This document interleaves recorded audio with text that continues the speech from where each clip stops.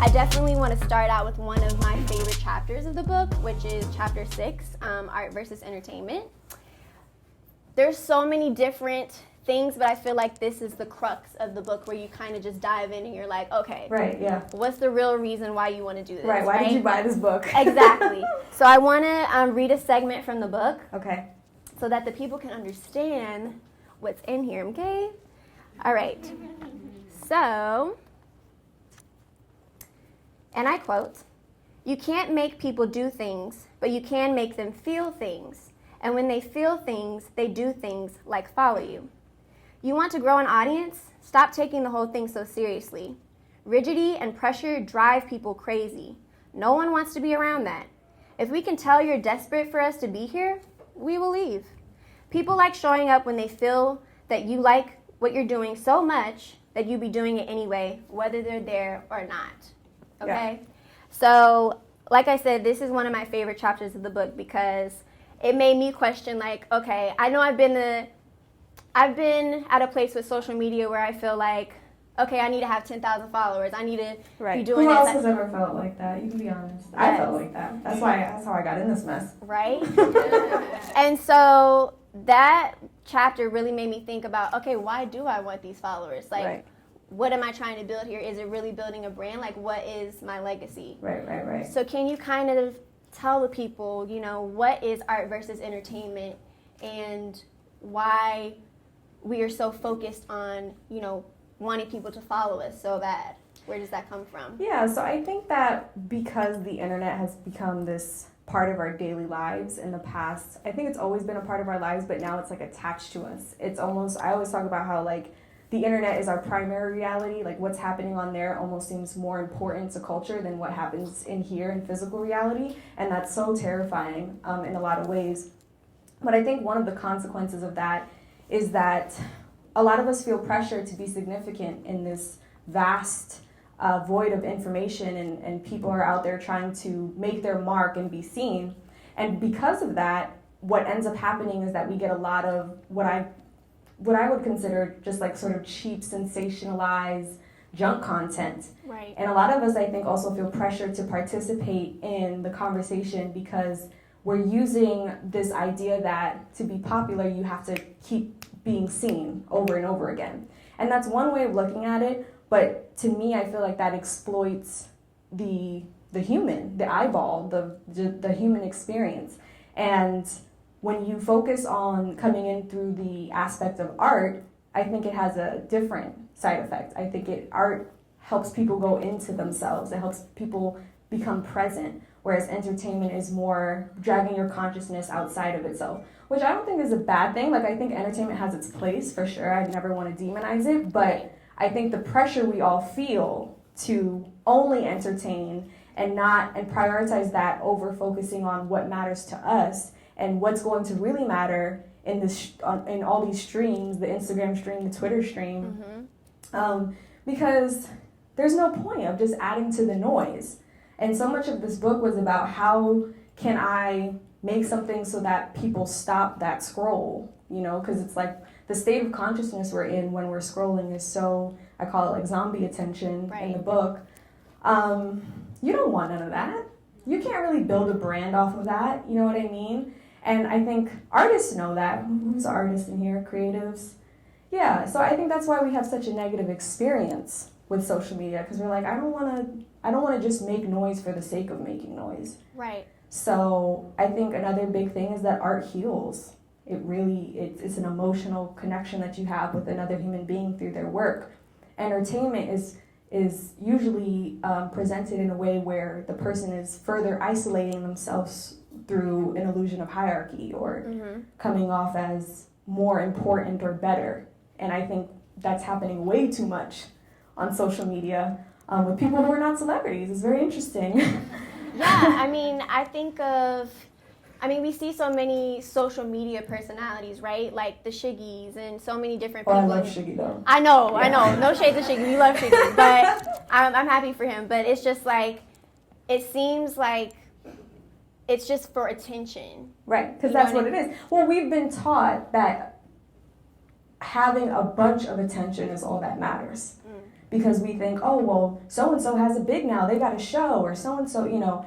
We don't understand that that has so little to do with our happiness, our alignment, what we want to do. A lot of people don't know that Shiggy is a poet. He was posting a lot of videos of him doing his poetry. So I always wonder, like, how much did he not pursue that because it wasn't getting the same metrics? And it really breaks my heart because I'm like, another black man skewed in the other direction, not focusing on his artwork because he's submitting to the pressure of just having the attention for attention's sake. Right. Yeah. Yeah, I definitely, so a little backstory. So Alex and I met at Summit 21 at 2190's conference. Shout out to Blavity, shout out to 2190 and the team, but she was giving a talk there basically about us, you know, capitalizing on our blackness, and we're basically sitting on a gold mine by just being ourselves. And so I think you touched on like the Issa Cardi theory and like where Issa Rae started and where Cardi B started, and that really resonated with me. Thank you. And it made me think. It made me think about, you know, like the Shiggies and different people who do have that other side of them, but it hasn't been getting that recognition, you know? Right. Can you kind of expand on what you call the Issa Cardi theory and how that came about? Yes. Who likes Issa or Cardi in here? Yes. I'm obsessed with them. Like, it's disgusting. I'm like, I try to not like Cardi sometimes, and I'm like, I can't do it. You're just too funny. Okay, so if you are an artist or creative and you're trying to pursue this, having a bunch of, having a big audience, right? If this matters to you, then I think what's really important is to pay attention how the people who got big in the past year or 2 years did it. Because there's a huge difference between how Cardi got in the industry versus how Nicki got in the industry. And you can see it through the results of what's happening right now with their brands. Right. When Nicki got into the industry, she had to come in through not a vehicle that was as flexible as social media. They had to snip and snap and say, this is what you're going to wear, this is what you're going to do. Cardi was on Instagram just posting these hilarious, crazy videos of her doing nothing. Like, it wasn't like she was even doing anything. She was just ranting. And it built so much of an audience that someone came to her and was like, look, we can really, like, you don't have to strip no more. Like, we're going to figure something else out. Right. And Cardi's a businesswoman, so she's like, say less. Like, tell me what I got to do. And so the difference is that she came into the game already proving her demand, where Nicki had the industry sort of chopping her up so that to fit their vision of what they thought what the demand was. And you can see that it's not necessarily the same. And that's why there's a difference. It's no shade on Nicki, but the authenticity level, who here sees the difference between the two? Right, and unfortunately, I think so much of her brand is being tarnished right now because of the other artists that are coming in through that authentic channel. So it's a very similar pattern with Issa, because I love how, I get chills when I think about how Issa started broke as hell. Facts. Broke as hell.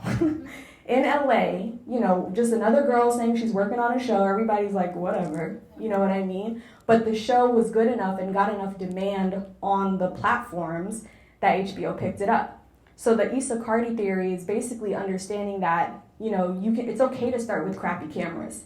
That's how both of these women started. You know, if you look at an early Cardi video, she did not have this. She had an iPhone 5, probably. And another thing that I spoke about was that they didn't feel ashamed, or they didn't hold back on their blackness. They were very proud of who they were. They didn't tone down the ghetto at all. You know what I mean? And I think that's very liberating. I'm from Brooklyn. Like, I like to wear grills at professional events. And when I see other women being themselves and it working, I was like, when I saw like Cardi take off, because I started following her in like 2013, I was like, I'm never changing myself again. Like, she's on the cover of Rolling Stone. Like, right. Yeah. And yeah, so just I think that helps, because a lot of artists are still relying on the older industry model and thinking like, oh, I gotta find an agent and I gotta, you know, do all these things. Build your audience now. They're all addicted to the internet, so they're on there. Do that, and then third parties always come because they smell money. Mm-hmm. That's all they really care about, because that's the industry. They want to make money. So that's the theory. Yes, give it up for that. The Issa Cardi theory. So Where's Nathan at, though? okay. Can we understand though? I don't know if y'all caught up on Insecure, but it's gotten real good. Okay. Really good. The Beachella episode. Yes, I was here for that. So one of the things that I really enjoy, also just from seeing you on social media, is that you really make these incredible IGTV stories talking Thank about. you for watching those. Yes, I watched. But you have one on there, and you're probably gonna be like, "This is the dorkiest one ever." But, that means I'll love it even more. So the one that you have with Neil Postman, yes, where he talks about us as a human species having a lack of information versus too much information. Yes. Do you feel like we're living in an age where we have too much information? I mean, I certainly do. I was about to say, what do you think? I certainly do. Yeah. But I want to know what you think about that. Ooh, this means a lot to me. So, I don't know how much you know of my story, but I was just a young girl who was just trying to be somebody at 21. And so much of my story is, how can I be significant, right? And building my following, learning how to master social media, all of that was out of the attempt of trying to feel special, feel important.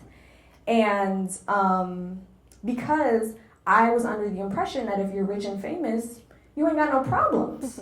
And totally not true. Totally, yeah. I got like just a little bit of, as the company started to make more money and people started to recognize me, I was like, I don't want this. I was like, how did Beyonce do this? I can't, it's just too much. And I say all of that to say that the Neil Postman, and is there too much information?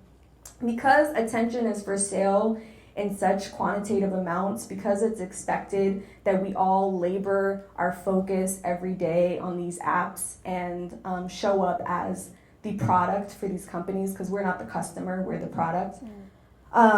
Unfortunately, there's just so much content. Again, there's so much cheap entertainment that it almost feels like you can go through a whole day and just be like, what just happened? You know what I mean? And so many emotions through that too. So many emotions, and you're all caught up about stuff that doesn't even matter, about celebrities, and like I said, I like to indulge in it, but there comes a point where you have to be like, what's really even going on? Like, what about the conversations that matter? Mm-hmm. What about my life? Like, how am I adding to my life? How do I get out of this addiction? Mm-hmm. You know what I mean? And I think, I don't want to say that there's too much information, period, but there's too much information for the average American to, it's not even that there's too much information. It's that the expectation is that we keep up with it all. And that if you don't, you're not going to be a part of the culture or the conversation. And that's where I think the issue lies. Because how is anyone supposed to get any peace of mind? Yeah, definitely. I feel like, and this is just, I'm so happy to have you here, because I'm just coming from a curious standpoint, like just from like wanting to know more about your work and your thoughts. And that is what caught my attention. And then reading the book, it was just like, okay, it all snapped. So, a lot of people do know you from starting Boss Babe Inc., but you've done so much more. I mean, you're a damn author at this point, so let's get into that. But how has your journey been since you sold Boss Babe, and now that you're a published author? Like, what has that journey been since then? It's been rewarding in the sense that when the deal closed and when I finished my book, finishing the book was more rewarding on me spiritually. Because it was so damn hard. Anybody try to write a book? It was hard. Right. I was like, oh, I'm done? But it's been liberating in the sense that, I built a business because I thought that was what I was supposed to do because it's sexy. And I was like, wait, I just want to write and I just want to be an artist. Someone please help me. And so now I feel like I'm more in that space now, and people are acknowledging me as the artist that I feel, the author that I feel that I am. And it feels good. But it still takes time, people, I think, it's going to take, anything about branding takes time, especially when you're trying to change how you're perceived. Right. Because if people think of you only one way, that's just gonna stick in their head for a long time. For sure. Yeah. And correct me if I'm wrong, but you started Boss Babe around like your early 20s, like 19, 20, Super 21. early. Yeah, super So- dumb. I was very young and stupid. I'm I'm happy with it, but I like to give that context Mm-hmm. because people were like, "Oh my God, you're a genius," and I'm like, I'm just addicted to Instagram, so. Right. Because I feel like, and that's another thing, like being in our mid-20s now, it's like, okay, I'm a totally different person than I was when I was 19 and 21, y'all. Like, Right. it was that, what that process was coming out of Boss Babe, like you realizing, okay, I don't want to do this anymore. I really want to focus on my art. Yeah, and there was a lot of cognitive dissonance because it's like, I was the boss babe. You know, it's like, well, how do you say that you're not going to be that anymore? So I tell people that I had to give myself like a year to even give myself permission to allow myself to be and feel what I actually was.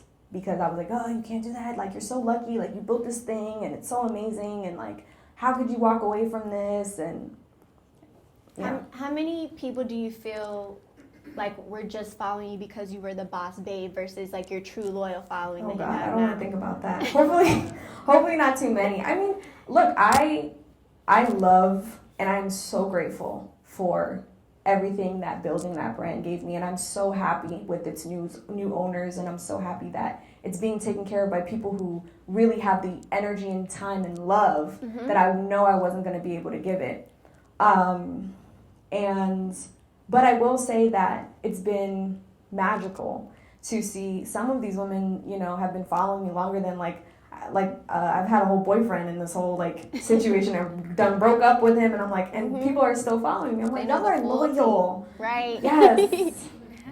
Well, I really want to know how you have implemented to manage your, let's call it social media addiction, social media tendencies, right? Do you feel like you're any less gravitated to your phone than you were when you first started Boss Babe? No, I'm still chronically addicted. I think I have more awareness. That's where I'm at. Like, you have to understand. I've been on Instagram literally since every day of my life. I think I took like one 7-day detox, like a few months ago. That was yeah. That's real. I've been on Instagram every day of my life since 2013. So it's like it's literally like food. Right. I hate to say that. Yeah. I'm sorry, this is not an inspirational talk, y'all. Like, Because, no, but that's don't real come to though. me for that. That's real though, because we all open our app. I feel like we all use the same 5 apps on our phone. Like we check our Right. email, we check our messages. Right. We're not really, from what I understand, you know, grasping the full technology of Oh no, there's a whole the internet phone. out there. Totally. I don't. When people show me, it's like somebody just showed me that we could connect to like you could give somebody your Wi-Fi password through your phone. Like you don't even have to ask them anymore. It's just like, oh girl, let me give it to you. I was like, dang, Like I didn't even AirDrop know or that. something? Yeah. Nice. I was like, I Look, didn't you're even know teaching that was everybody a thing. else. Well, there, y'all. New iOS update. Shout out to Apple. But no, that's really great. How do you feel? Because I've heard that like writing a book is a process, right? Like that's one of my goals down the line. But I hear it's a therapeutic, you know, situation, but it can also be like stressful and then rewarding. So what was that journey like writing a book? It was also very difficult. It's okay. So who wants to write a book in here? Wendy. Okay. So basically what it was is that one of my friends who wrote a book, because I would call him, I'll be like, yeah, yo, I'm gonna have the book early 2018, you know, like I'm out here, I'm writing it. And, you know, and I would keep doing those calls, and I had the book pictured in my mind. I knew how I was gonna market it. I was like, and he's like, Alex, the book is not going to exist unless you write it. Like, you need to write the words. Because, like, what happens is, if you think about it a lot, it feels like you're doing it. So once it really clicked that I couldn't think the book into existence, so I'm like, I'm going to write that in there. I'm going to have that. I'm going to talk about this. Well, it wasn't until I actually, like, saw, like, 40,000 words in my Word document, and I was like, it exists. It's physical. Yeah. You know what I mean? And that was hard. And I think if anyone also wants to write a book or is a writer, the best advice too that I gave myself is that the reason why I think so much of us are afraid of writing is because we edit. We don't write. We don't even let a sentence come out before we're like, no, go back. Yeah. I can't have nobody reading that. And so I let myself write so badly. The first draft was horrible. Like, and I let myself, like, if the sentence is literally as stupid as, like, the dog is black and has spots, when you allow yourself to write really badly, that's how you get that book out. Because then all you have to do is go back and be like, nah, this is how I really wanted to say that. Or this is how this sentence is really supposed to sound. And it's really it's a compassion experiment. Because that editing, you're trying to get your final draft done in that first sit-in. And it's about trusting that, don't worry, that final draft is not going to look like the first draft. I didn't believe it, y'all. I sat down with authors because they were like, no, your first draft is going to be horrible. I'm like, are you sure? Because this is really bad. You know what I mean? And I'm a writer, I know. Yeah, but they were right. Because at the final draft, I was like, okay, I can publish this without feeling mortified. And I feel your book is very personal. Like, you have a lot of personal stories in there. It's witty, it's relatable. Like, and that's one of the reasons that I really enjoyed it. It was just like, okay, I feel like she's talking to me. Like, a lot of times when you think about, like, science, technology, artificial intelligence, it's like somebody speaking a whole nother language, and you're like, all right, like, just explain it to me. You lost me, right? Yeah, right. So I really enjoyed that you were just like, here's what it is, here's what it ain't, you know? Right. Speaking of artificial intelligence, okay? Yes. This is a whole thing. I'm trying to understand it, okay? What do you think, where do you think we're going as far as like AI and how it's going to positively affect us and maybe negatively affect us as well? I think we're already building relationships with AI every day. Does anyone in here have a Alexa? She's like, yes. Yeah, talk to Google, right? So we're already, I think, very familiar. But you know what? To be honest, I think millennials are going to start feeling like old heads like tomorrow. Like, because this technology, we think we're all hip. We're gonna turn around, we're like, what does that do? We're just gonna know how to post stuff on our Instagram, and like the kids are, and so what I think is fascinating is that I think the millennials have been conditioned into thinking we're such the babies and such the tech kids, like, you know, so and so knows what to do with the computer. Right. We're not about to know how to do nothing, I think, in the next 3 years, to be honest. Yeah, because I mean, I look at my 15-year-old sister and I'm just like, what is this at? What's going on? Right. Yeah. Yeah. It's a thing. And I look at, and I think what's really an interesting thing to do is like look at current technology as outdated, because one day it will be outdated. So like I did that video about the like button. I think the like button is such an outdated concept. It was invented in 2007. It's a random metric that was invented just to keep people coming back to an app. And it's like turned into this crazy significant metric in our culture. But it doesn't really mean anything. But now, because of how much we use it, it means something. It holds so much weight. So much weight for no reason. Yeah. You know? And I don't like that it drives my generation crazy. Like, I'm done with that, you know? So, yeah, that's my thoughts on that. I think also that I want to talk about like mental health and social media, right? Okay. Because I think we have a lot of, even like I said, just like people I know in my life or younger people, my cousins, siblings coming up. I'm the oldest in the fam, so it's like to see their relationship with social media is so different. Right. And I'm thankful that I didn't grow up with social media because I don't know y'all. Like I don't know if I would have made it. Seriously. Some of the things that my sister says, I'm just like, oh my gosh, like, girl, let me talk. Is there like a this. good soundbite that you have that she said? Like something crazy? I don't want to put her out there because she will. Okay, yeah, okay. she'll be like, girl, you did not do. Yeah, she was like, you did not do me like that. On that new app that you don't even know about. I get it. Right, but I think a lot of like younger people, we hear of like, even younger and younger, like people, you know, having suicidal thoughts or, you know, bullying, like all these different types of things that have kind of been, what's the word I'm looking for? They've kind of just been been like emphasized, heightened. Exactly, yes, absolutely. From social media. Like how can we help like our younger generation, those that are coming up, like understand that this is just first we gotta understand. That's the real truth.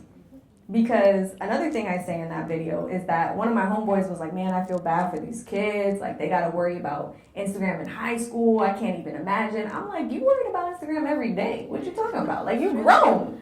Like, it's one thing to be in high school and care. It's sad. But, like, we out here grown, having kids, doing all this, and still worried about how we're perceived on Instagram. So I think that's something to keep in mind. And again, like, we got to check ourselves. Like, I'm big on that. And as far as like the suicide, like, so for me, I see Instagram and all of that, it's a societal optical illusion. Our culture is now speaking in images.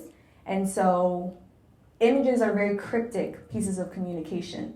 You can edit them, and also they're only depicting a split second of a moment. So you can put all this work into, and if you think about advertisement industries, if you think about entertainment industries, all of it is designed so that how do we hire all these people, rent a studio, get the best clothes so that we can take split second captured moments of something so it looks really cool so we can sell it. That was what the industry is.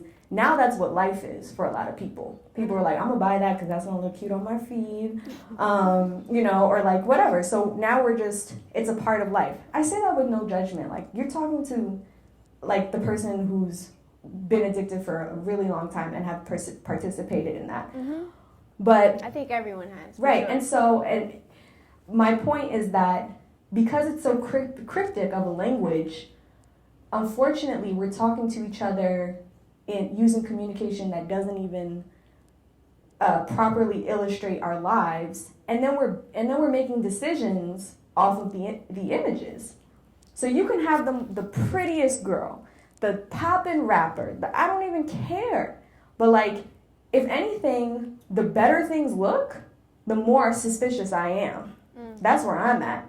Because I know how much effort and energy it takes to keep up appearances. Right. And it's not a joke.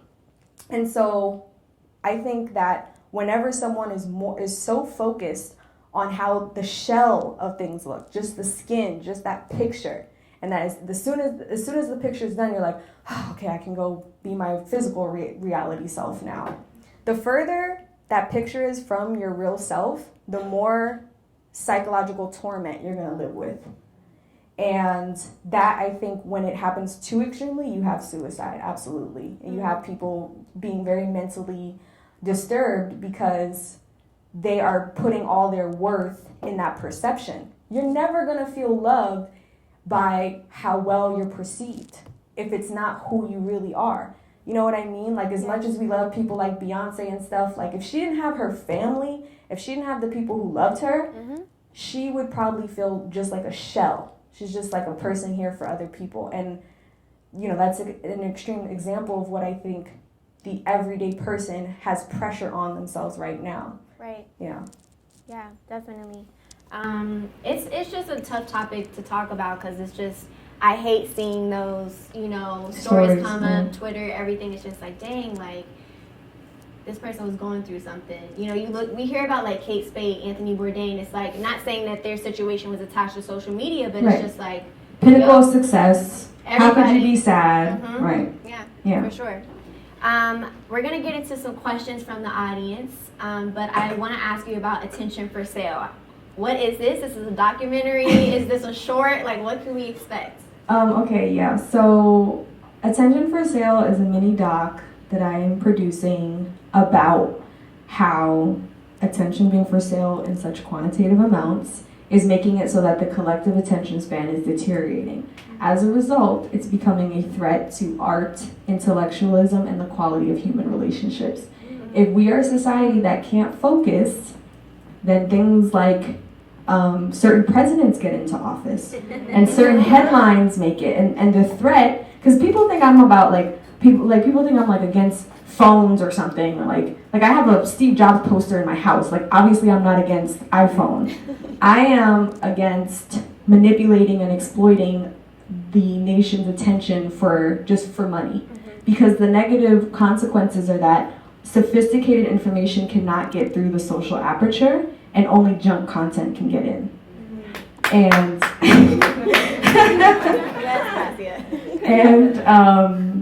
That's scary, y'all. As a writer, do we have writers? I already asked y'all. As a writer, I'm freaked out because I want to write books. And I know people want to read books, but guess what? We can't. Not without checking the phone 10 times. That's scary. We are all suffering from a real addiction. For sure. Yeah. I had a conversation with my friend the other day, and we were talking about like the fact that you don't even realize. I mean, you pick up your phone, you don't even realize it. Right. The focus thing. But what's even more intriguing to me is like just knowing, let's say people you went to high school with or college with or whoever. And looking 10 years down the line, I think it's going to be so interesting to see like where people end up, right? Because it's like you see so many different people and you're like, oh, like this person's got the car, they got the house, or they got this. Right. And then it's like 10 years later, it's like, wait, you were just on Instagram like flexing? Like you didn't really have all this stuff, or what's really going on? Right. So I know for me, I think that's going to be interesting to see with just like where people. Things go. Because we follow people all the time and it's just like, that's not. It's kind of weird, right? It's like, how long are we going to do this? Forever? I guess so. Yeah. What do you think is like the next social media or the next thing that we're gonna get into? I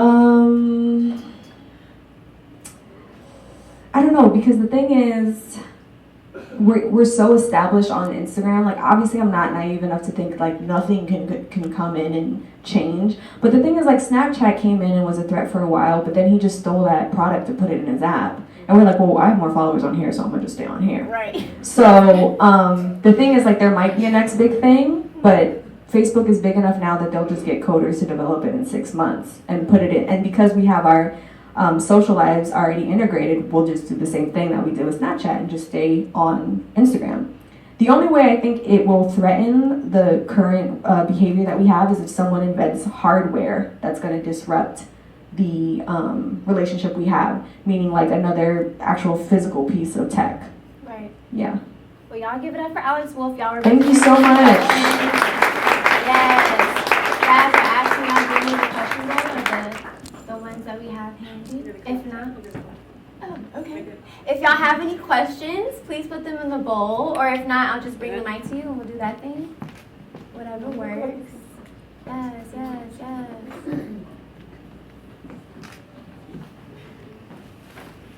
Oh, I'll take it. Any more questions? Ooh, I love it. Let's get into this. Yes. Did y'all get some food? Because I can't go home with that. It was good. Okay, cool. For sure. I'm glad. Alex, we're going to have you choose the question. Okay. Yeah. Oh, okay, we're folding. Is there any more of that Grigio? Yes, can we get Alex some Grigio, please? Have y'all read the cans? The cans are so cute. They are super cute. And they say, yes, queen. On the Wait, back. pick one? Oh, yeah. What? Pick from the people. I'll read it. All right, I'm gonna try to be like mix it up. I can't look at them first, right? Okay. Okay, let's do it. Oh, you're reading them. Yeah, Okay. I got you. Yes, I'm excited. Okay, so who we got? I hope y'all's names is on here. Probably not. All right, so what is your suggestion for an artist to get their work noticed or appreciated by the outside world if it does not meet the standards of the trending values that everyone is following or copying? So suggestion for an artist to get their work appreciated or noticed by the outside world. Yeah, well, I think it's better to not submit to the trends of what's happening, because that's a race to the bottom. Because again, that's all based on the metrics of engagement, which are based on likes and followers, which are not going to properly reflect your career and making money. So what I always use is don't focus on getting your work found, focus on getting it felt. Because when people feel it, like we mentioned earlier, they will share it. Because the thing about the internet is, like, you can't really advertise the way we used to be able to before it. Like, advertisements used to really work, you know what I mean? And they don't work as well anymore. So that means that you can only really use human beings to advertise. And to do that, you gotta really resonate and get them to feel something. And then you're done. Because if you show your stuff to 10 people and none of them feel compelled to share it, then you got to start over. That's how I measure it. Get 10 people, show it to them, and don't get them to be nice. Here's another thing for my artists. You need the real Do friends. not That's how build you a like business based on the goodness of people's hearts. I love artists, I love y'all. But y'all be out here like, nah, they don't support me because da da da. No. That's not how demand works. Demand is not, can you please post this? Demand is like, girl, like I have to repost this. Like my ex needs to see this poem because right? That's a huge difference in desire. One is not desire and one is desire. Make things people desire. And we're in social media time, so people just want to decorate their feeds. Make something so people can feel like this is a part of my identity, like this is what I associate with, like I want to post this. And then you're done. And then wait, because it'll keep happening. That's how I built Boss Babe, I'm trying to tell y'all. There you go. There you have it. Okay, so how did you connect with media outlets once you started marketing your book? Was it direct contact? Did they have people reaching out to you? Do you have a team? Media outlets. I feel like, well, I'm in New York and a lot of my friends are in media, and so I'm just really lucky, and they're like, hey, like we love your book, like we're gonna do a piece. I'm like, okay. And I think to be helpful, to give you a helpful answer, what I'm really trying to say is that when you build a business or when you network, you make really cool friends, because you got to find people who are also doing stuff. Don't just make friends with people who aren't doing stuff. And then you'll find out like, yo, like even this morning I was like, yo, like everybody I know is so dope, bro. Like my text messages right now, like the last 2 text messages I have are like Daniel D. Piazza and Morgan DeBon and like all these. I'm like, yo, like, and we're just like chilling, you know what I mean? And I'm like, damn, like I'm so lucky. But the thing is, I was friends with these people before they were lit. Right. So you got to find people, you know, like Issa Rae says, like that are just as hungry. Yes. Because give it a few years and y'all about to be lit if you stay dedicated. For sure. I love that quote. Every time somebody says it, I'm like, yes, Issa, yes. Yes, it's true. I'm going to pick another one because we kind of answered the one that I have in my hand. Yeah. But, okay, this is a good one. Uh-oh. Okay. Favorite Jay-Z lyric? If y'all check her out, she does have the pin on that Jonathan Mannion did the collaboration with Pinterest. Yeah, yes, I'm a Jonathan Mannion fan. Had to get that one for my friend. What's your favorite lyric? I actually have it on my Instagram. It's oh god, y'all gonna have me doing a concert up in here? Come on, y'all. I'm not. It's Come on, Brooklyn. It's from the song So Ambitious, Blueprint 3. I was in high school at the time. Barely showed up. I only played that album in my iPod, mad as hell, scrolling and shit. So Ambitious with Pharrell. And he says, I'm different. I can't base what I'm going to be off of what everybody isn't. Right? I was like, yo, I'm going to figure this shit out. Like, I got out of high school and I was like, yo, like, I'm going to figure something out. Because, you know, and it coming from him always means more, because I say this on my Instagram. It's like there was no rap industry in the 80s when he was trying to be a rapper. It was just a joke. You know what I mean? Like, to want to pursue that at that time, I can't imagine how much people were just like, dude, like, just sell drugs. What are you doing? You know? But man, did it work, y'all. Damn. Yes. So it's a good philosophy, yeah. For sure. Well, thank you, Alex, for coming to Atlanta. Thank you so much, everyone. Before we close, I got everything in gratitude for me, so I definitely want to say thank you to the WeWork team, my whole fam. Yes. We're family up in here. We hold it down. And Kyle, who's been shooting everything from the food to the videography. He's going to work something up. We'll see it on the gram. We'll see it. To my sisters over there, Victory and Vinny, yes. The food setup that y'all demolished, all them. And Nicole, yes, like, smashed it. And then, of course, Alex, like I said, I want to thank you for being here. I have something for you. Uh-oh. Let me get it. So this is just a token.